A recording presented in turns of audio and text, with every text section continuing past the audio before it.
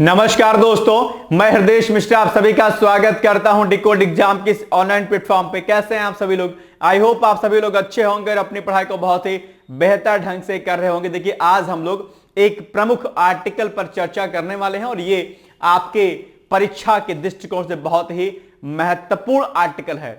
Article क्या कुछ है, किस पर हमें क्या कैसे बातचीत करनी है, उस पर हम लोग डिस्कस करेंगे अभी। लेकिन आपके लिए एक सूचना मैं अभी आपको दे दूं कि दैनिक रूप से जो आपका करंट अफेयर्स आता था आपके इस चैनल पर, हमारे डिकोड एग्जाम के मॉर्निंग में 8 AM पर, वो विगत 2 महीनों से अभी बंद था आपके एग्जाम पीसीएस और की वजह से। लेकिन अब ये करंट अफेयर्स आपको आप लोग की डिमांड पर पुनः से शुरू किया जा रहा है। 5 या 6 नवंबर आप मान के चलिए डेट कि 5 या 6 नवंबर से एक बार पुनः से नई शक्ति के साथ आपको एक नए कलेवर में, एक नए तरीके से भी आपको करंट अफेयर्स दिया जाएगा, जिसमें बहुत सारी चीजें मैं अलग से इस बार आपके बीओ के पॉइंट ऑफ व्यू से, आपके पीसीएस मुख्य परीक्षा के पॉइंट ऑफ व्यू से और कई अन्य प्रकार की चीजों के लिए मैं आपको लेके आऊंगा। तो 5-6 तारीख तक आपका वेट कर लीजिए, वो करंट अफेयर्स आपको मिलना शुरू हो जाएगा। एक बात। दूसरी बात, YouTube पर जो लगातार आपको आर्टिकल मिल रहे थे, इसमें भी अभी गैप हो गया था, ब्रेक हो गया था। हालांकि एप्लीकेशंस पर, हमारे डिकोड एग्जाम पर जिन अभ्यर्थियों ने बैच ज्वाइन कर रखा है, उनको तो ये आर्टिकल लगातार मिलते रहते हैं, कोई दिक्कत नहीं। लेकिन YouTube पर भी अब आपको हर तीसरे चौथे दिन एक ना एक आर्टिकल मिलता रहेगा, जिससे आप अपनी तैयारी को आगे बढ़ाते रहेंगे। ठीक है, तो आज का ये जो कंटेंट हमारा है बेसिकली वो क्या कुछ रहा है, वो आइए हम उस पर आगे बढ़ते हैं। ये आर्टिकल हमने एप्लीकेशन पर और आपके लिए, दोनों के लिए जो है प्रोवाइड करा दिया है। ठीक है, आइए। टॉपिक आज का बहुत शानदार है, बहुत सेंसिटिव मुद्दा भी है अपने आप पे, जहां पर सरकारें, परिवार, फैमिली और समाज ध्यान नहीं देता है।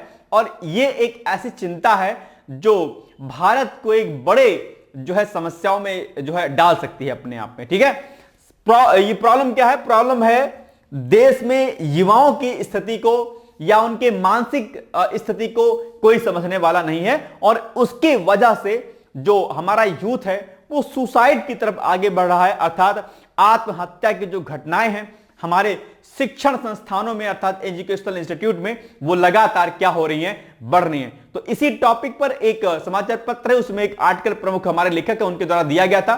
तो उनके कुछ बिंदुओं के साथ साथ हमने अलग से डेटा इसमें आज इंट्रोड्यूस किया है। आइए हम देखने का प्रयास करते हैं कि टॉपिक क्या है। टॉपिक का नाम है तनाव के परिसर, शिक्षण संस्थानों की भूमिका। ये हमारी हेडिंग है। जो न्यूज़पेपर में जो हेडिंग थी वो थी ये, तनाव के परिसर। लेकिन आगे हमने इसमें मेंशन कर दिया कि इस तनाव के परिसरों में शिक्षण संस्थानों की क्या भूमिका है, और एक अलग हेडिंग बना दी कि भैया शिक्षण संस्थानों में विद्यार्थियों द्वारा आत्महत्या की घटनाओं के क्या कुछ प्रमुख कारण हैं। बहुत सेंसिटिव इशू है, बहुत ही ये एक सामाजिक बड़ा मुद्दा है अपने आप में। एक इस मुद्दे पर मुझे लगता है आप सबकी राय कमेंट बॉक्स में आप लोग जरूर दीजिएगा मुझे बाद में। और आप अगर कुछ सुझाव देना चाहते हैं, कुछ व्यक्तिगत सुझाव देना चाहते हैं, तो वो व्हाट्सएप और हमारे बाकी ऑफिशियल नंबर पर भी आप दे सकते हैं। तो आइए आज हम आगे बढ़ते हैं। सबसे पहली बात तो ये जो टॉपिक आपका है, ये आपके परीक्षा के दृष्टिकोण से किस प्रकार से उपयोगी हो सकता है।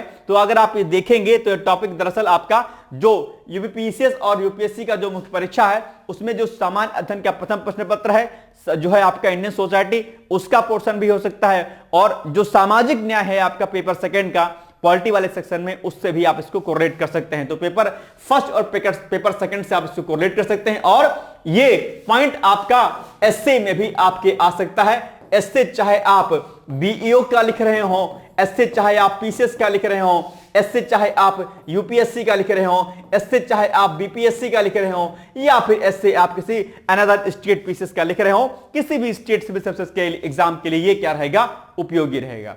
तो अगर हम लोग आत्महत्याओं की घटनाओं की बात करते हैं तो सबसे पहले जो इंपॉर्टेंट चीज हो जाती है वो क्या हो जाती है? ये जो प्रमुख शिक्षण संस्थान हमारे हैं, इन शिक्षण संस्थानों की भूमिका क्या है? सबसे ज्यादा इंपॉर्टेंट है। आप एक बात बताइए कि जो ये शिक्षण संस्थान होते हैं, इन शिक्षण संस्थानों की क्या भूमिका होती है? इनकी क्या भूमिका होती है, ये आप मुझे बताइए एक बार जरा। क्या एजुकेशनल इंस्टीट्यूट का मतलब सिर्फ फीस लेकर के और किताबी ज्ञान को देना ही होता है, या फिर शिक्षण संस्थानों का मतलब कुछ और भी होता है? शिक्षण संस्थानों का जो सबसे अहम जो चीज होनी चाहिए वो होनी चाहिए आपको ज्ञानार्जन के साथ में आपकी आर्थिक जो व्यावसायिक शिक्षा है उसको देने के साथ साथ आपके भीतर नैतिक मूल्यों का क्या करना, समावेशन करना। अर्थात जो नैतिक मूल्य होते हैं जो कि आपने इथिक्स के पेपर में भी पढ़ा होगा, आपने अलग अलग अपने स्टार्टिंग की जो क्लासेस आपकी होती है, शुरुआती जो प्राथमिक शिक्षा होती है वहां पर भी आपने पढ़ा होगा कि भाई जो हमारे नैतिक मूल्य होते हैं जिसको हम वैल्यूज कहते हैं उनका समावेशन कराना। यानी कि हमारे भीतर कौन कौन से नैतिक मूल्य, जैसे कि हमारे भीतर दया, हमारे भीतर करुणा, हमारे भीतर जो है ईमानदारी, ठीक है, हमारे भीतर क्या, ईमानदारी, हमारे भीतर पारदर्शिता का गुण अपने आप में, ठीक है, और हमारे भीतर क्या, सहिष्णुता, क्या सहिष्णुता जैसे प्रमुख जो हमारे भीतर वो होते हैं मूल्य होते हैं, इनका समावेशन इन शिक्षण संस्थानों के द्वारा किया जाए। हमारे भीतर आत्मबल, क्या सबसे अहम चीज जो जिस पर आज का आर्टिकल डिपेंड है, हमारा आत्मबल, आत्मबल, ठीक है, और सेल्फ कॉन्फिडेंस जिसको हम बोलते हैं अपने आप में, एक आत्म ऊर्जा, एक खास सकारात्मकता, क्या एक सकारात्मकता की जो भावना होनी चाहिए, सकारात्मकता, ठीक है। ये सारी चीजें जो है हमारे भीतर इन शिक्षण संस्थानों के द्वारा जो है हमारे भीतर लाया जाना चाहिए, अर्थात समावेशित किया जाना चाहिए। लेकिन क्या आपको लगता है कि ये जो प्रमुख शिक्षण संस्थान हैं, शिक्षण संस्थानों में चाहे वो एकेडमिक शिक्षण संस्थान हैं, चाहे वो कोचिंग इंस्टीट्यूट होते हैं अपने आप में, इन दोनों संस्थाओं की खास भूमिका रह जाती है। अगर आप विगत कुछ वर्षों की बात करेंगे तो आप पाएंगे कोटा राजस्थान का जो एक बड़ा हब है नीट और इंजीनियरिंग के छात्रों के लिए, वहां पर आपने देखा कि पूरे देश में जो आत्महत्या की जो घटनाएं होती हैं वो इन्हीं क्षेत्रों में होती हैं। उसके बाद फिर कानपुर, लखनऊ और दिल्ली जैसे, प्रयागराज जैसे संस्थान आते हैं। हाल ही में प्रयागराज जो एक प्रमुख गढ़ रहा है अपने आप में, आईएसपीसीएस की फैक्ट्री कहा जाता रहा है, उस आईएसपीसीएस की फैक्ट्री में भी न जाने कितने युवाओं ने अपने आप को मौत के घाट उतार दिया, अपने आप को न्यौछावर कर दिया। किस के नाम पर? सिर्फ कंपटीशन के नाम पर, दबाव के नाम पर, सामाजिक आर्थिक कुरीतियों के कारण।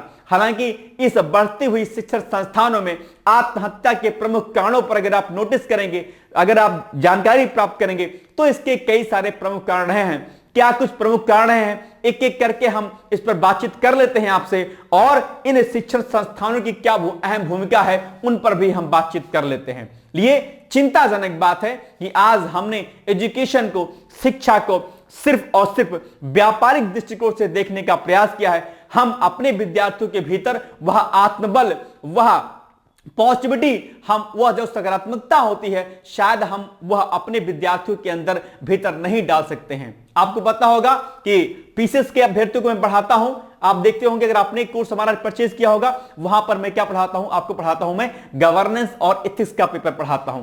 एथिक्स पेपर पढ़ाने का उद्देश्य ही मेरा यही था कि आपके भीतर उन नैतिक मूल्यों का समावेशन करना, आपके भीतर एक सकारात्मक और एक पॉजिटिव ऊर्जा का संचार करना, जिससे जब भी आप एक बड़े अधिकारी बने तो जो बढ़ती हुई जो प्रेशर होता है, जो एक बढ़ता हुआ जो एक लोड होता है, उससे आप निपटें और मानसिक संतुलन जो आप खो देते हैं कई बार और जिससे आप आत्महत्या कर लेते हैं, वह ना करें। यही काम मैं आपको भी सिखाता हूं कि जॉब की बात तो अलग है, जॉब के पहले भी ये जो कंपटीशन का दौर है, इस कॉम्पिटिटिव एग्जामिनेशन को निकालते समय आप कभी यह प्रेशर ना फील करें कि अगर आपका एग्जाम नहीं निकलेगा तो आपके पेरेंट्स क्या कहेंगे, आपको आपके हितमित्र क्या कहेंगे, या अलग अलग लोग जो आपसे जुड़े हुए हैं वह लोग आपको क्या कहेंगे। ध्यान रखिएगा, अपने ज्ञान के संबंध को अपनी प्रतिष्ठा के साथ कभी मत अपनी सक्सेस को अपनी प्रतिष्ठा के साथ कभी भी जोड़ के मत देखिएगा। यदि आप सक्सेस हो जाते हैं बहुत अच्छी बात है, नहीं होते तो कोई दिक्कत वाली बात नहीं है। यदि आप ठीक ठाक ढंग से पढ़ाई कर लेंगे तो कहीं ना कहीं स्वरोजगार आप शुरू कर सकते हैं, अपना रोजगार आदि शुरू करके या किसी अन्य संस्थान आदि में, इंडस्ट्री आदि में आप काम कर सके, अपना जो जीविकोपार्जन है अपने आप में वो निश्चित तौर पर आप कर ले जाएंगे। इसलिए लोड लेने की आवश्यकता नहीं है। हर दिन मैं आपको यही सिखाता हूं, मेरा उद्देश्य यही रहता है, और इनफैक्ट ये डिकोड परिवार अपने आप में हर विद्यार्थी के साथ खड़ा रहता है कि भैया प्रेशर मत लीजिए, आप लोग चुपचाप से पढ़ाई करिए। नहीं फीस है, हम कम कर सकते हैं, माफ कर सकते हैं, बहुत गरीब है आप है तो, लेकिन लोड नहीं लेना है आपको। तो आज शिक्षण संस्थानों की भूमिका जो है वो सिर्फ और सिर्फ ज्ञान देने पर चली गई है, और अगर देखा जाए सही रूप में तो वो सही ढंग से ज्ञान भी नहीं देते हैं, वो प्रैक्टिकल ज्ञान भी नहीं देते हैं आजकल। कि अगर आप वो क्या करते, केवल थ्योरी बेस्ड उनका एजुकेशन सिस्टम चलता है, और थ्योरी के बिहाफ पे आपको रोजगार नहीं मिलता है। आप बहुत ज्यादा ज्ञानी हैं, लेकिन अगर आपने प्रैक्टिकल्स नहीं किया है तो आपको इंडस्ट्री नहीं लेगी। अगर आपके भीतर कौशल विकास नहीं किया गया है, इस पर एक आर्टिकल मैंने अभी हाल ही में पीसीएस वाले विद्यार्थियों को पढ़ाया था कि अगर आपके भीतर स्किल नहीं है, कौशल नहीं है, तो वह भी आत्महत्या का कारण बनता है अलग अलग। क्योंकि वो प्रेशर महसूस करता है कि यार अपन जानते तो बहुत कुछ है, लेकिन प्रैक्टिकल कैसे करेंगे, काम कैसे करेंगे। वह प्रेशर कहीं ना कहीं आपको आत्महत्या की ओर धकेल देता है, और एक अच्छा खासा युवा जो देश के काम आ सकता था वो कहीं ना कहीं डूब जाता है अपने आप में। मैं अक्सर कहता हूं कि एक लाइन अक्सर आपने सुनी होगी कि जिस ओर जवानी चलती है उस ओर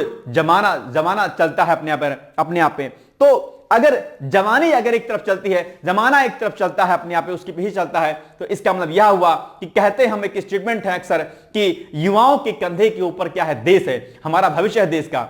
ये कैसे होगा जबकि हम इस समय सबसे ज्यादा यूथ वर्किंग पॉपुलेशन में एक है।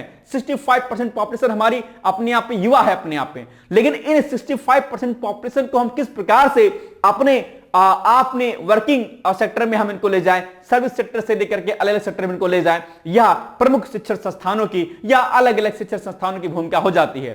क्या कुछ प्रमुख कारण रहते हैं आत्महत्या के, आइए इन पर एक बार जरा हम डिस्कस कर लेते हैं थोड़ा सा। तो 2-3 पॉइंट पर अगर आप चर्चा करेंगे तो आप पाएंगे कि वहां का जो एक भाषाई जो एक अपने आप में चिंताजनक बात होती है, वह भी एक बड़ी दिक्कत वाली बात होती है। इंग्लिश और हिंदी का मामला, यह एक बड़ा चिंताजनक बात है। हिंदी भाषी छात्र जब बड़े इंस्टीट्यूट में एडमिशन लेता है तो कहीं ना कहीं उसको दबाव महसूस होता है अपने आप में अंग्रेजी माध्यम वाले छात्रों से, अपने आप में वो उसको कमतर करके आता है। और जो प्रोफेसर आदि आते हैं विश्वविद्यालय में, वो भी आपने नोटिस किया होगा कि वो बहुत सारे प्रोफेसर ऐसे होते हैं जो केवल और केवल इंग्लिश टर्मिनोलॉजी का इस्तेमाल करते हैं। एक विद्यार्थी इंग्लिश माध्यम का है, एक विद्यार्थी हिंदी माध्यम का छात्र है। हिंदी माध्यम वाला छात्र इंग्लिश माध्यम वाले छात्र से ज्यादा ज्ञान रखता होगा, ज्यादा नॉलेज रखता होगा, लेकिन कहीं ना कहीं वह दब जाता है। किस लिए? सिर्फ भाषाई दृष्टिकोण से। यानी कि जो भाषा के आधार पर ये जो मतभेद हो रहा है अपने आप में, यह निश्चित तौर पर कहीं ना कहीं अपने आप में बड़ा प्रेशर फील कराता है, और इसका भुक्तभोगी मैं स्वयं से हूं अपने आप में। ठीक है, इसका एग्जाम्पल मैं हूं। मेरी इंग्लिश बड़ी वीक थी, मैं पढ़ने में ठीक ठाक था, बहुत अच्छा था, लेकिन जब यूनिवर्सिटी में गया तो निश्चित तौर पर कहीं ना कहीं मेरे पर प्रेशर बहुत हुआ। एक मन को करता यार छोड़ दूं, यार कहीं चला जाऊं, न जाने क्या क्या मन में ख्याल आते थे। मैं सच्ची घटना आपको बता रहा हूं। हालांकि आत्मबल मेरे भीतर बहुत था, शुरू से था। एक मन में कॉन्फिडेंस था कि देखो ऐसा है, पापा ने भेजा है पढ़ने के लिए, तो अपन को बीएससी में फेल तो नहीं होना है। जैसे मैं बीए करने के मूड में था, लेकिन पापा ने कहा नहीं, बीए क्यों करोगे, तुम बीएससी करोगे। तो बीएससी जब मैं करने गया, सारा मैटर इंग्लिश में था, प्रोफेसर सब इंग्लिश में पढ़ाते थे, प्रैक्टिकल कभी अपने इंटर कॉलेज में किया नहीं था भाई साहब। ठीक है, तो वो लोड एक बहुत बड़ा था अपने आप में, लेकिन मन में एक सकारात्मक भूमिका रही मेरी कि नहीं अपन को पास होना है, ऐसा नहीं रहना कि फेल हो जाना है, भले ही सेकंड डिवीजन आओ लेकिन करना है। तो ये करते करते चीजें आगे गई, और उसके बाद फिर ये अपना क्लास का मैं टॉपर बना एमएससी में, और बहुत चीजें अच्छी हुई अपने आप में। तो ये मनोबल आपके भीतर होना चाहिए। यानी कि जो भाषाई जो अपने आप में जो मतभेद होता है कहीं ना कहीं शिक्षण संस्थानों में, उस पर रोक लगाने की आवश्यकता है। और कहीं ना कहीं अगर आप देखेंगे जातीयता अपने आप में, और कई अन्य जो रैगिंग आदि होती है, वह भी एक बड़ा मुद्दा रहता है अपने आप में। इसके अलावा जो अमीरी गरीबी का मतभेद होता है अपने आप में, शहर गांव में जो मतभेद होता है अपने आप में, ऐसे कई सारे सामाजिक प्रेशर होता है, परिवार का प्रेशर होता है। यह सारे प्रेशर एक विद्यार्थी अपने शिक्षण संस्थानों में देखता है, और उन शिक्षण संस्थानों के जो प्रोफेसर आदि होते हैं, शिक्षक आदि होते हैं, उनकी यह अहम भूमिका होती है कि वो अपने हर विद्यार्थी के मानसिक संतुलन को देखने का प्रयास करे, उनकी काउंसलिंग करे, और अलग अलग काउंसलर आदि की व्यवस्था करे, समय समय पर उनसे बातचीत करे, और उनके मनोभाव को समझने का प्रयास करे, और उनको ज्ञान के साथ में व्यापारिक शिक्षा दे, उनको नैतिक शिक्षा दे, उनके भीतर नैतिक मूल्यों का समावेशन करे, कि ताकि वह स्वतः स्फूर्ति यानी कि स्व स्फूर्ति के साथ आगे बढ़ सके, और उनके भीतर कैरियर बनाने का जो विकल्प होता है वो कई सारे विकल्प उनके सामने मौजूद रहे और इस बात का डर उनके भीतर ये बिल्कुल ना रहे कि यह एग्जाम वो देते हैं, अगर फेल हो गए तो क्या होगा, अगर नीट या आईआईटी या एम्स का एग्जाम दे रहे हैं तो अगर उसमें फेल हो गए तो क्या होगा। उनके भीतर एक खास ऊर्जा का संचार किया जाना यह प्रमुख शिक्षण संस्थानों की भूमिका है। और खासकर ये जो कोचिंग संस्थान आदि होते हैं जो लाख लाख, 1.5 2 लाख फीस जमा कर लेते हैं अपने आप में, लेकिन विद्यार्थियों के अंदर वह स्किल नहीं करते हैं। आजकल आपने देखा होगा कोचिंग संस्थानों में क्या होता है, अपने आप पे वो क्या करते हैं, खुद से सब कुछ नोट बना के देते हैं, बच्चों को मेहनत नहीं कराते हैं अपने आप में। सब कुछ आप ले जाइए, सब कुछ, सारे पीडीएफ ले जाइए, सब कुछ मेंटर ले जाइए, नहीं, विद्यार्थियों को मेहनत कराने की आवश्यकता है। आपको विद्यार्थियों से मेहनत नहीं करवाएंगे, उनकी कलम नहीं चलाएंगे तो खाली आपका कंटेंट पढ़ पढ़ के वो पास हो नहीं सकते हैं। यह बात मैं अक्सर आप लोगों से कहता हूं कि जब तक आप अपनी कलम नहीं चलाएंगे बॉस, तब तक सिलेक्शन आपका नहीं होगा।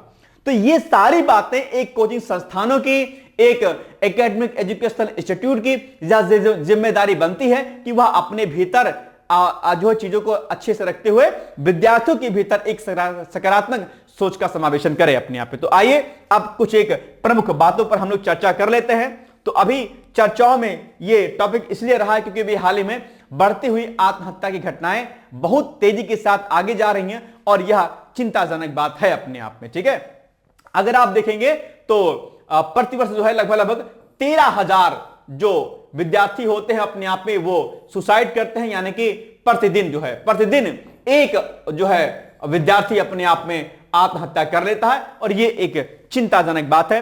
2013 की अगर हम आंकड़ों की बात करेंगे तो 2013 में अगर आप देखेंगे, 2023 के अगर आंकड़ों की बात करेंगे तो 2023 में यह आंकड़ा लगभग जो है 13,892 का रहा, यानी कि 2023 में 13,892 अभ्यर्थियों ने जो है क्या किया, अपने आप में सुसाइड कर लिया। ये बहुत बड़ी संख्या अपने आप में और देश और शिक्षण संस्थानों को सोचने के लिए मजबूर करती है कि आप बॉस बैठे हुए क्या कर रहे हैं, आपकी अहम भूमिका क्या होती है।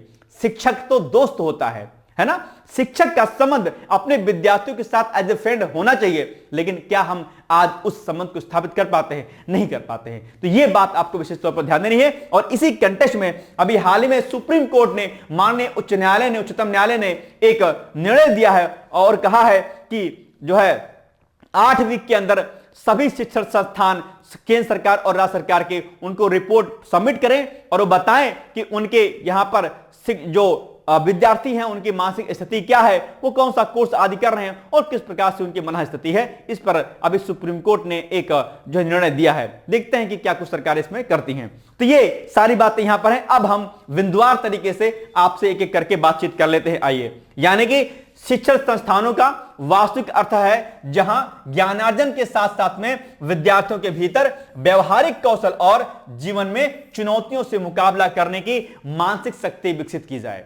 अगर आप चुनौतियों से अगर निपटना नहीं सिखाएंगे, अगर चुनौतियों से उनको जो उनके सामने जो चुनौतियां आती हैं उससे निपटने का तरीका अगर आप नहीं बताएंगे तो निश्चित तौर पर उनके भीतर एक चिंता होगी, उनके भीतर एक टेंशन होगी, एक निगेटिविटी आएगी और ये निगेटिविटी इतनी ज्यादा हावी हो जाएगी कि वह जो है आत्महत्या का एक कारण बन जाएगी अपने आप पे। तो ये एक बड़ी जरूरी चीज होती है। ठीक है, जब कोई विद्यार्थी अपनी जिंदगी से हार मानने को मजबूर हो जाए तो इन संस्थानों का महत्व क्या रह जाता है। यानी कि आपके विद्यालय में, विश्वविद्यालयों में, कोचिंग संस्थानों में अगर कोई विद्यार्थी पढ़ता है और अगर वह अपने जीवन से हार मान ले और वो आत्महत्या की ओर आगे बढ़ जाए तो ऐसे शिक्षण संस्थानों का कोई मतलब रह नहीं जाता है। शिक्षण संस्थान तो मंदिर का रूप कहे जाते हैं, भगवान का घर कहे जाते हैं। अगर उसी भगवान के घर में कोई विद्यार्थी आत्महत्या कर ले तो यह बहुत बड़ा अपने आप में क्या है, प्रश्नवाचक चिन्ह है कि आखिर इन बड़े बड़े बिल्डिंगों में, इन बड़े बड़े एसी वाले रूमों में आखिर शिक्षक पढ़ाते हैं तो पढ़ाते क्या हैं, और वो अपने भीतर अपने आंतरिक मन में झांक कर देखें कि आखिर वो सिर्फ पैसे के लिए काम कर रहे हैं या वो देश और समाज के हित में अपने विद्यार्थियों के लिए काम कर रहे हैं। यह एक विचारणीय प्रश्न है और ये हर कोचिंग संस्थान और विद्यालयों के शिक्षकगण आदि को इस पर सोचने को, इस पर जो है एक जो कहते हैं ना कि सोचने के लिए एक समय निकालना चाहिए, तो वो एक जरूरी चीज हो जाती है अपने आप में। राइट, चलिए, और बाकी सारी बातें लिखी गई हैं कि आज के शिक्षण संस्थानों का सिर्फ एक ही मतलब रह गया है कि किताबी ज्ञान बांटना और उसके बाद जो है उनको पास करके छोड़ देना अपने आप पे। कई बार तो लोग न जाने कितनी सारी बैक लगा के छोड़ देते हैं विद्यार्थियों को, वो भी एक बड़ा प्रेशर हो जाता है। बीटेक वीटेक वाले जो विद्यार्थी होते भाई साहब, उनकी 10-10 12-12 बैक होती सब्जेक्ट में। बताइए क्या मतलब रह जाता है यार? ऐसा सिलेबस आप क्यों बनाते हो कि 12-12 बैक आ जाए आपके सब्जेक्ट में? वो प्रेशर झेल लेते हैं बेचारे। एक सेमेस्टर में बच्चे बीटेक वाले 25-25 30-30 पेपर देते हैं भाई साहब। बताओ गजब खेल है। क्या मतलब बनता है इंजीनियरिंग करने का? कोई इसमें मुझे नजर नहीं आता कि कोई फायदा है इसमें। तो ये भी एक चीज है कि हम अपने एजुकेशन पॉलिसी जो 2020 आई है, हालांकि हमने उसमें एक व्यापक स्तर पर सुधार किया है, लेकिन अभी भी कहीं ना कहीं सुधार करने की और आवश्यकता है अपने आप पे। ठीक है, चलिए हालिया सर्वोच्च न्यायालय के निर्णय मैंने आपको बता ही दिया कि क्या सरकार ने इस मामले में संज्ञान लिया था और उसके बाद फिर सुप्रीम कोर्ट ने इस पर काम किया है अपने आप में। ठीक है, चलिए राष्ट्रीय अपराध रिकॉर्ड ब्यूरो की रिपोर्ट के अनुसार, ठीक है, हाल ही की एक रिपोर्ट इस बात पर जो है बात रखती है कि देश में विद्यार्थियों की आत्महत्या का आंकड़ा लगातार बढ़ता जा रहा है और इस रिपोर्ट के मुताबिक 2023 में विद्यार्थियों की आत्महत्या के 13,892 मामले सामने आए, जो 2013 की तुलना में लगभग 65% अधिक है। यानी कि 2013 में जो आत्महत्या की घटनाएं थी उससे कहीं ज्यादा घटनाएं अब जो है आत्महत्या की हो गई हैं 2023 के आंकड़ों के अनुसार, जिसका कारण जो है प्रमुख बड़े बड़े एजुकेशनल इंस्टीट्यूट, उनकी जो फीस है वो और कंपटीशन का बढ़ता हुआ दौर, ये आत्महत्या की घटनाओं में वृद्धि करने को दर्शाता है अपने आप पे। ठीक है, चलिए समग्र तौर पर अगर हम देखें तो 2023 में कुल आत्महत्या में विद्यार्थियों की संख्या 8% से अधिक थी। यह स्थिति वास्तव में भयावह है अपने आप पे। तो ये बड़ा लोड हो सकता है और पढ़ाई का दबाव, शिक्षण संस्थानों में हिंसा और जातिगत भेदभाव भी अपने आप में और बड़ा एक कारण बन रहा है। जातिगत भेदभाव आजकल शिक्षण संस्थानों में होता है, तुम एससी, तुम एसटी, तुम जनरल, तुम ओबीसी, फलाना। ये एक बहुत बड़ा मुद्दा है। रैगिंग एक बड़ा मुद्दा है अपने आप में। इन सभी बातों पर हॉस्टल्स में, क्लासेस में, जो कैंपस होता है, कैंपस परिसर, इसमें निगरानी तंत्र को जरूर रखना चाहिए और बच्चों की काउंसलिंग और उनको उनके भीतर एक अच्छे संस्कार जरूर देना चाहिए इन शिक्षण संस्थानों को, तब जाकर के मामला क्या होगा, सही होगा अपने आप पे। ठीक है, शीर्ष अदालत ने अपने पूर्व के फैसले में यह भी निर्देश दिया था कि सभी राज्य केंद्र शासित प्रदेश 2 महीने के भीतर तमाम निजी कोचिंग केंद्रों के लिए पंजीकरण, छात्र सुरक्षा मानदंड और शिकायत निवारण तंत्र अनिवार्य करने वाले नियम अधिसूचित करें। लेकिन क्या आपको लगता है कि इस मामले पर कोचिंग संस्थानों ने कार्य किया होगा? नहीं किया होगा, बिल्कुल नहीं किया होगा। बहुत कम संस्थान होते हैं जो इस पर काम करते हैं, अदरवाइज कोई नहीं काम करता है इस पर। यह एक समस्या अपने आप पे। ठीक है, चलिए अभी हाल ही में जो कुछ आंकड़े सामने आए हैं, राष्ट्रीय अपराध रिकॉर्ड ब्यूरो यानी कि एनसीआरबी जो होता है, जिसके डेटा अक्सर आपके एग्जाम में पूछे भी जाते हैं, तो एनसीआरबी का जो डेटा 2023 का है उसके अनुसार कुछ कुछ पॉइंट्स आपके सामने, उन पर एक बार जरा पकड़ देख लीजिए आप इस पे कि क्या पकड़ आप बना सकते हैं इस पे। तो भारत में हर वर्ष लगभग 13,000 से अधिक विद्यार्थी आत्महत्या कर रहे हैं, अर्थात प्रत्येक घंटे एक विद्यार्थी आत्महत्या कर रहा है। ये एनसीआरबी का 2030 का डेटा है, हालांकि अभी नया डेटा सामने आया, लेकिन मैं 23 का डेटा आपको बता रहा हूं। ठीक है, दूसरा 2022 में नेशनल क्राइम रिकॉर्ड्स ब्यूरो, ठीक है, यानी accidental death and suicides in India report के अनुसार छात्र आत्महत्या के मामले में सबसे अधिक वृद्धि 18 से 25 आयु वर्ग के में दर्ज की गई है। यानी कि ये जो रिपोर्ट है वो कहती है कि भैया जो 18 से 25 वर्ग का जो युवा वर्ग है ये सबसे ज्यादा आत्महत्या करता है, क्योंकि इनका मन क्या होता है, कोमल होता है, चंचल होता है, इनके भीतर सेंसिटिविटी ज्यादा होती है अपने आप में, और यही एक प्रमुख कारण बन जाता है अपने आप में आत्महत्या का। ये बात बहुत विशेष तौर पर ध्यान देने की आवश्यकता है कि इस खास वर्ग में 18 साल का बच्चा होगा तो क्या होगा, +2 करेगा और वो जाएगा कहीं बाहर पढ़ने। अब जब बाहर पढ़ने जाएगा तो उसे विभिन्न प्रकार की समस्याओं का सामना करना पड़ता है। उन समस्याओं का निराकरण करने की जिम्मेवारी दरअसल उस कोचिंग संस्थान या उस एजुकेशनल इंस्टीट्यूट की है, एकेडमिक इंस्टीट्यूट की है। लेकिन क्या यह जिम्मेदारी वो संस्थान निभाते हैं, वो शिक्षक निभाते हैं? शायद नहीं निभाते हैं। यह एक चिंताजनक बात है। मेरे पास बहुत सारे फोन कॉल्स आते हैं, जब विद्यार्थी अपनी समस्याएं जब बताते हैं तो खुद से रोना आता है यार कि माता पिता कैसे हैं, कोचिंग संस्थान कैसे हैं। अपने आप में बड़े बड़े कोचिंग संस्थान पैसा खूब ले लेते हैं, लेकिन उसके बाद जो दावे करते हैं पढ़ाने का, वो दावे से पीछे हट जाते हैं। यह भी एक बड़ी चिंताजनक बात है अपने आप में। तो ये सारी चीजें हैं जो चिंताजनक हैं और इस पर जो है फोकस करने की आवश्यकता है।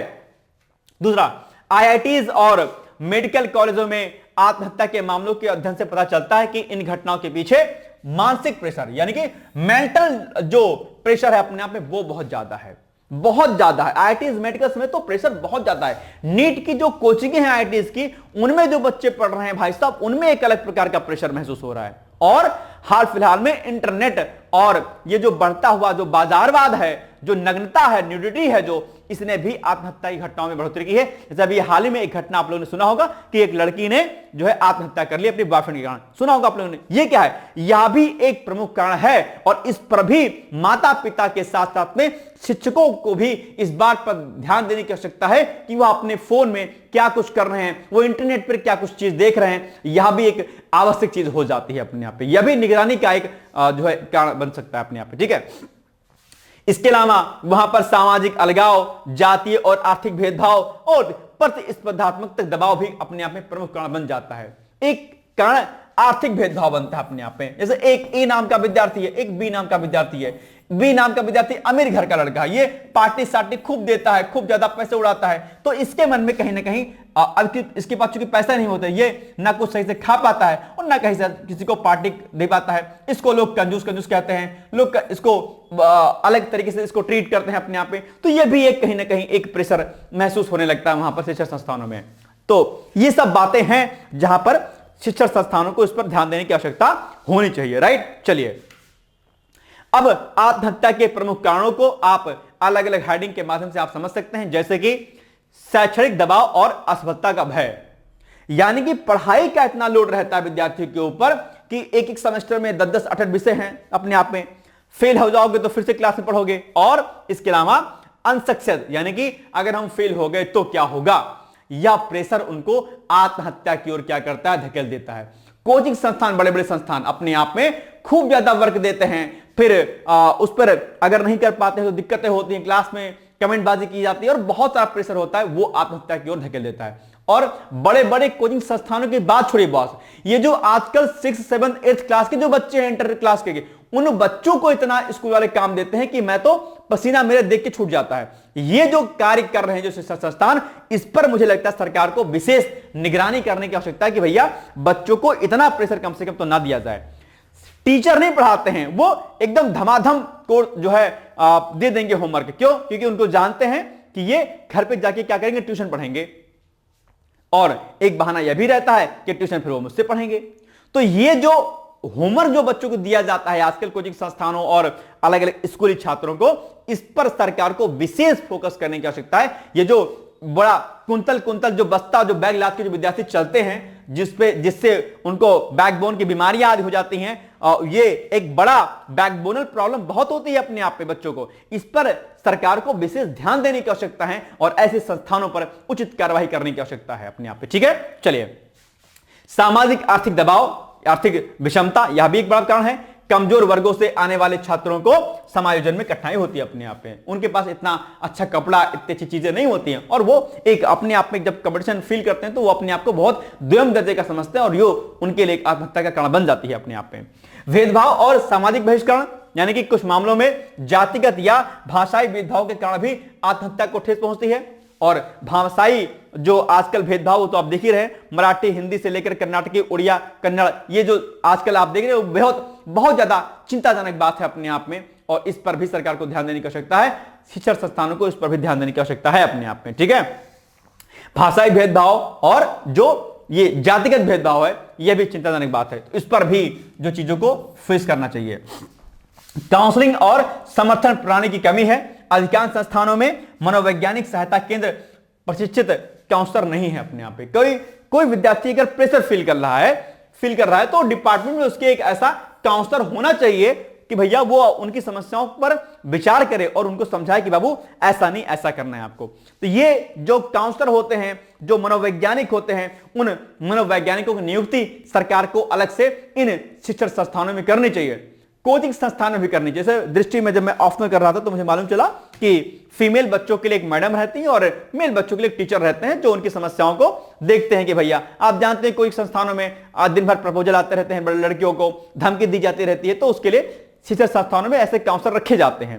ये चीज आपके लिए भी होनी चाहिए। एक मेंटोर का होना, एक शिक्षण संस्थानों का होना, एक शिक्षण संस्थानों में एक काउंसलर का होना, ये बहुत आवश्यक हो जाता है, जो हर बच्चे की समस्याओं को सुने और उसका, उनकी समस्याओं का निदान उनको दिलाएं अपने आप में। और क्लास में शिक्षक जो हो वो अपने बच्चों के भीतर जो है ज्ञान के साथ साथ में उनके भीतर जो है आत्मविश्वास और जो है आत्मसंतुष्टि की भावना को जागृत करते करते उनके भीतर में जो है एक नैतिक मूल्यों का समावेशन जरूर उनके भीतर करें, ताकि वह किसी भी समस्याओं से घबराए नहीं और उनके भीतर जो है फेलियर का डर ना रहे और उनके भीतर करियर का डर ना रहे कि यार अगर हम ये नहीं कर पाए तो हम ये नहीं कर पाएंगे। नहीं, उनके भीतर फेल होने का डर समाप्त होना चाहिए और उनके भीतर करियर बनाने का डर भी समाप्त होना चाहिए। उनके भीतर इतना कॉन्फिडेंस आप बिल्डअप कीजिए कि वो आगे कभी भी किसी भी समस्याओं से ना परेशान हो। ठीक है, ये सारी बातें हमने आपको यहां पर बता दी है। आगे, परिवार और समाज से अपेक्षाओं का दबाव बहुत रहता है। माता पिता कहते हैं कि ए बाबू, हम तैयारी किए थे आईएएस के पहले, अब हम नहीं बन पाए, तुम बनो। हम नीट किए थे, पहले तो नीट को हम लोग पीएमटी सीपीएमटी बोलते थे, ठीक है, तो हम नहीं कर पाए थे डॉक्टरी, अब तुम करोगे।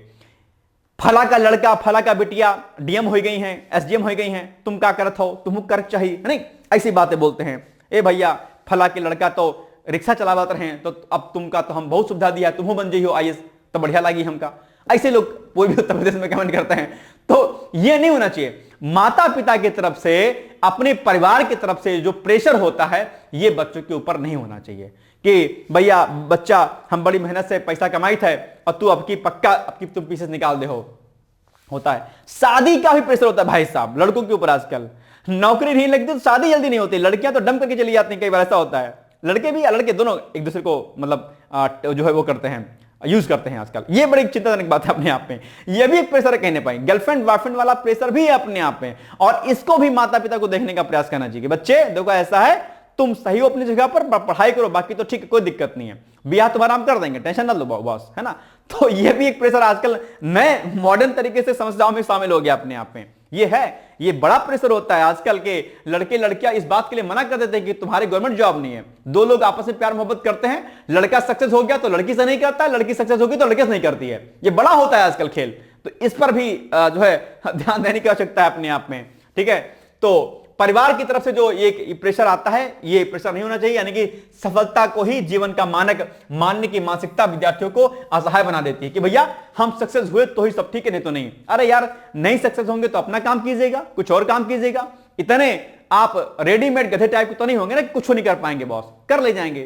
तो लोड लेने की आवश्यकता आपको नहीं होनी चाहिए। ठीक है, चलिए अब इसी को लेकर के कुछ प्रमुख सिफारिशें और रिपोर्ट आ रही हैं, उनके बारे में हम बातचीत कर लेते हैं। राष्ट्रीय शिक्षा नीति जो 2020 आई है, उसमें भी कई सारे प्रावधान किए गए हैं, जैसे कि शिक्षा में समग्र विकास और मानसिक स्वास्थ्य पर बल दिया गया है, ताकि जो है न्यू एजुकेशन जो पॉलिसी है उसमें कौशल पर खूब जोर दिया गया है, व्यावसायिक शिक्षा पर खूब जोर दिया गया है। क्योंकि अगर आप व्यावसायिक शिक्षा नहीं देंगे, कौशल नहीं प्रदान करेंगे, तो बच्चों के मन में अपने जॉब को लेकर के कहीं ना कहीं टेंशन रहेगा। और आजकल आप जानते हो कि इंडस्ट्री उन्हीं बच्चों को लेती है जिनके अंदर कौशल होगा अपने आप में। इसलिए प्रैक्टिकल नॉलेज और कौशल पर विशेष फोकस करने की आवश्यकता है, और यह बात 2020 जो एनईपी आई है उसमें कही गई है। विद्यालयों और उच्च शिक्षा संस्थानों में परामर्श केंद्र यानी कि काउंसलिंग सेल्स स्थापित करने की अनुशंसा भी न्यू एजुकेशन पॉलिसी में की गई है। इसके अलावा यूजीसी यानी कि यूनिवर्सिटी ग्रांट कमीशन जो है उसके दिशा निर्देश भी 2022 में दिए गए हैं, यानी कि प्रत्येक विश्वविद्यालय में स्टूडेंट काउंसलिंग सिस्टम लागू करने का प्रावधान किया गया है। Anti ragging, anti discrimination cell और मेंटरशिप प्रोग्राम भी अनिवार्य किए गए हैं अलग अलग विश्वविद्यालयों में, यह भी ध्यान रखिएगा। आईआईटीज के लिए 2023 की उच्च स्तरीय समिति रिपोर्ट भी आई थी जो है, उसमें कहा गया था कि छात्रों के लिए बड़ी सिस्टम और पीर सपोर्ट ग्रुप्स के गठन की सिफारिश भी इसमें की गई थी। ठीक है, इसके अलावा राष्ट्रीय मानवाधिकार आयोग यानी कि नेशनल ह्यूमन राइट कमीशन की अनुशंसा भी 2023 में की गई थी, और उसके अनुसार शिक्षण संस्थानों में मानसिक स्वास्थ्य को मूलभूत मानवाधिकार के रूप में देखने का आग्रह इसमें किया गया था अपने आप पे। तो ये ह्यूमन राइट कमीशन जो है, नेशनल ह्यूमन राइट कमीशन है, इसने भी शिक्षण स्थानों पर विशेष जोर दिया कि भैया ऐसा है, मानसिक स्वास्थ्य अपने आप में आवश्यक है, जिससे कि जो विद्यार्थी हैं वो आत्महत्या की तरफ ना आगे बढ़े। ठीक है, चलिए अब शिक्षण संस्थानों की भी बहुत अहम भूमिका हो जाती है। क्या कुछ अहम भूमिका होती है, यह भी देखने की आवश्यकता होती है कि अगर इतने बड़े स्तर पर अगर जो है आत्महत्या की घटनाएं होती हैं तो इन बढ़ती हुई आत्महत्याओं को रोकने के लिए शिक्षण संस्थान क्या कुछ अहम योगदान दे सकते हैं, इस पर भी विशेष जोर देने की आवश्यकता है। यानी कि अगर मैं पहले पॉइंट की बात करता हूं तो नंबर 1 क्या होगा कि मनोवैज्ञानिक परामर्श की व्यवस्था, यानी कि प्रत्येक संस्थान में प्रशिक्षित काउंसलर और हेल्पलाइन की स्थापना होनी चाहिए कि बच्चे अगर उनको लगता है कि कोई प्रॉब्लम है तो काउंसलर से जाएं, मिलें और अपनी प्रॉब्लम को बताएं। और इसके अलावा जो हेल्पलाइन नंबर होते हैं उस पर भी ऐसे कई सारे विद्यार्थी क्या होते हैं जो डरते हैं टीचर से मिलने या काउंसलर से, तो वो डायरेक्टली फोन पर बातचीत कर लें और उस पर जाके अपना आगे सिस्टम अपना करें। ठीक है। दूसरा, सकारात्मक शिक्षण वातावरण का निर्माण, यानी कि शिक्षकों को संवेदनशील बनाना ताकि वे छात्रों के भावनात्मक संकेतों को पहचान सके। लेकिन टीचर्स आजकल क्या होते हैं, प्रोफेसर क्या काम करेंगे, क्लास में आएंगे, पढ़ाएंगे थोड़ा बहुत, फिर आगे निकल जाएंगे। ये काम नहीं करना है, उनको प्रॉपर तरीके से ज्ञान उनके भीतर दें और उनके भीतर एक आत्मिक मनोबल को प्रदान करें, यह भी जरूरी हो जाता है। यानी कि शिक्षकों के भीतर एक मानवता का गुण जो है जरूर आना चाहिए। समानता और समावेशन पर बल देना चाहिए। जाति, लिंग, भाषा या आर्थिक पृष्ठभूमि के आधार पर भेदभाव नहीं करना चाहिए, इसका उन्मूलन करना चाहिए। मेंटरशिप और सहपाठी समर्थन प्रणाली भी विकसित करना चाहिए, यानी कि वरिष्ठ विद्यार्थियों को जूनियर्स का मेंटोर होना चाहिए अपने आप में, ताकि वो अपने जूनियर्स को देख सके, अपने आप में उनकी प्रॉब्लम को शट आउट कर सकें। ठीक है। पाठ्यक्रम में जीवन कौशल को बढ़ावा देना चाहिए, यानी कि इमोशनल इंटेलिजेंस, तनाव प्रबंधन और आत्म देखभाल से जुड़े विषयों को भी इसमें शामिल करना चाहिए। परिवार और समुदाय की भूमिका बहुत होती है। संस्थानों को अभिभावकों के साथ में संवाद बनाए रखना चाहिए ताकि मानसिक तनाव का प्रारंभिक पता लगाया जा सके। क्योंकि भैया जो प्रेशर दे देते हैं ना माता पिता, जल्दी एग्जाम क्वालिफाई करो नहीं तो शादी कर देंगे, लड़कियों पर खूब प्रेशर होता है, प्रयागराज छोड़ दो नहीं तो शादी कर देंगे, बताइए क्या कीजिएगा। महिलाएं बेचारी, कई लड़कियां तो मना कर देती कि जाओ हमसे ये नहीं करेंगे, जाओ। फिर माता पिता कहते हैं ठीक है, अच्छा एक काम करो कि तुम जिससे कहोगे तो हम उससे शादी कर देंगे, लेकिन हाँ कर दो शादी के लिए। तो कई बार बच्चियां या बच्चे आत्महत्या भी कर लेते हैं। ये सब जो प्रेशर होता है ना, विवाह से लेकर के कंपटीशन को क्रैक करने से लेकर के, ये परिवार की तरफ से भी बहुत पड़ता है अपने आप में। इस पर भी जो है ध्यान देने की आवश्यकता है और शिक्षण संस्थान अभिभावकों से बात करें, उनको समझाएं कि भैया अपने बच्चों पर इतना लोड मत डालिए आप लोग प्लीज, है ना। तो ये सारी बातें यहां पर लिखी गई हैं।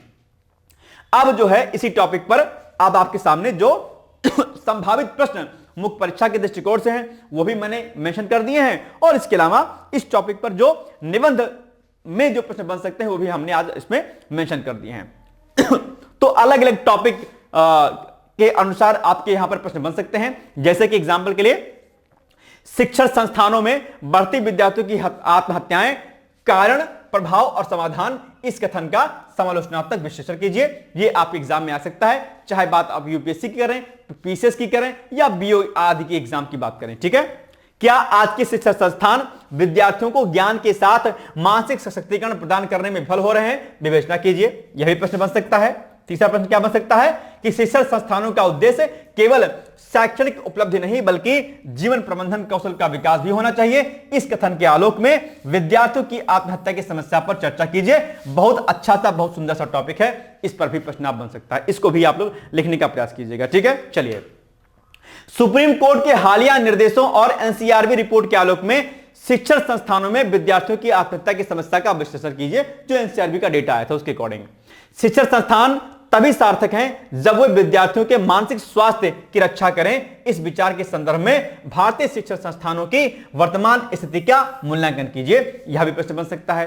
तो इस प्रकार के कई सारे प्रश्न अगर आप देखेंगे तो इस टॉपिक से बन सकते हैं और अलग अलग टॉपिक से आप इसको नोट कर सकते हैं। जैसे कि एग्जांपल के लिए एक क्वेश्चन और बनेगा बड़ा अच्छा सा कि प्रतिस्पर्धा की अंधी दौड़ और सामाजिक दबाव ने शिक्षा को संवेदनहीन बना दिया है। इस कथन के संदर्भ में विद्यार्थियों में आत्महत्या की प्रवृत्ति का विश्लेषण कीजिए। कितना सुंदर सा प्रश्न है बताइए। तो ऐसे जब आप प्रैक्टिस करेंगे घर पे तो बड़ा आनंद आपको आएगा और आप आगे बढ़ेंगे। अब इसी टॉपिक पर हम थोड़ा सा क्या कर लेते हैं, एक निबंध जो बन सकता है उस पर भी हम बातचीत कर लेते हैं। ठीक है। जैसे ये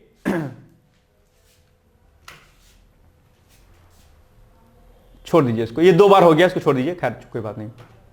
ये देखिए, अब ये यूपीपीसीएस मेंस एसए पेपर के लिए जो है अब इसमें पॉइंट्स आ जाएंगे। कि भैया क्या कुछ चीजें होती है, जैसे कि एग्जाम्पल के शिक्षण संस्थानों में विद्यार्थियों की आत्महत्या एक सामाजिक एवं शैक्षणिक संकट है अपने आप पे, तो ये एक ऐसे हो जाएगा।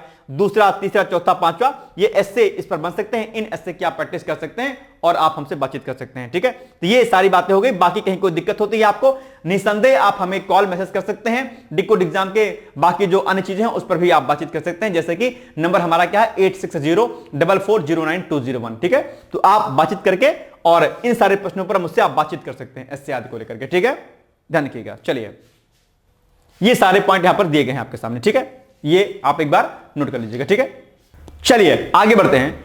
और अब आपके सामने एक छोटा सा एडवर्टाइजमेंट है कि अभी 1 नवंबर तक डिकोड एग्जाम के सभी कोर्सेज पर जो है क्या हुई है, छूट जो है निर्धारित की गई है। तो आप चाहें तो डिकोड एग्जाम के जो है कोर्सेज में आप इस छूट का लाभ ले सकते हैं। अभ्युदय बैच में भी छूट चल रहा है, जिसकी फीस जो है आपको अभी फिलहाल 4000 में मिल रही है। उत्तर लेखन कार्यक्रम जो हमारा आरओ मेंस का है, उसमें फीस छूट के साथ में फीस इसकी 3500 में हो रही है।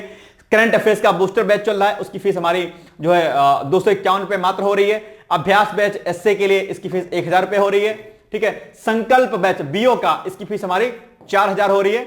अभ्युदय बैच की फीस माफ कीजिएगा 5000 है, और संकल्प बैच बीओ की कितनी है 4000 है अपने आप ऑफर के साथ में। फाउंडेशन बैच जो पीसीएस है इसकी फीस कितनी है, इसकी फीस है अपने आप में 8000। ठीक है, और उत्तर लेखन कार्यक्रम जो पीसीएस का है इसकी फीस लगभग अभी तय नहीं की गई, लेकिन लगभग 2000 के आसपास रहेगी। और यूपीपीसीएस की जो टेस्ट सीरीज है उसकी फीस भी लगभग 1500 रखी जाएगी। तो इन सारे कोर्सेज में आप एडमिशन ले सकते हैं, और इसके लिए आप डायरेक्टली हमें कॉल कर सकते हैं। हमारे कॉन्टैक्ट नंबर 8604409201, इस पर आप व्हाट्सएप और कॉल करके इन सभी ऑफर्स का फायदा आप जो है उठा सकते हैं। तो ये आज का प्रमुख वीडियो था। आगे हम लोग मिलेंगे अगली क्लास में, तब तक आप पढ़ते रहिए, मस्त रहिए, व्यस्त रहिए, यूं ही मुस्कुराते रहिए, आगे बढ़ते रहिए। बहुत सारी शुभकामनाएं आपको। All the best. Thank you so much. Bye bye, take care.